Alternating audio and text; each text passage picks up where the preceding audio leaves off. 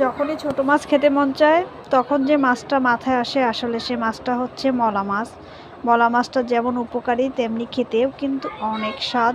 আমার তো খুবই পছন্দের মলা মাছটা। যাই হোক, আজকে মলা মাছটা ভাজি করেছিলাম আপনার আলু দিয়ে। এ মাছটা কিন্তু ভাজি বলেন আর ঝোল বলেন সবভাবেই খেতে বেশ ভালো লাগে। একদম লাল লাল করে চচ্চড়ি করলেও কিন্তু বেশ ভালোই লাগে মাছটা খেতে। যাই হোক, মাছটা আমি রেডি করে নিয়েছিলাম, তারপরে দিয়ে দিলাম এখানে পরিমাণ মতো সবগুলো মশলা। টমেটো দিয়েছিলাম, কাঁচামরিচ দিয়েছিলাম, এরপরে ছিল হলুদ, মরিচ গুঁড়া, তেল, সবগুলো দিয়ে ভালোভাবে হাতে এটাকে মেখে নেব।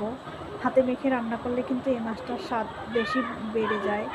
এটা হয়তো আমার মনে হয় কিনা জানি না, নাকি সবারই এমন হয়। যাই হোক, এরপরে ঝোলটা দিয়ে চুলাতে বসিয়ে দিলাম। মাছটা প্রায় হয়ে আসছে, এখন দিয়ে দিলাম ধনিয়া পাতা। কেমন হয়েছে জানা।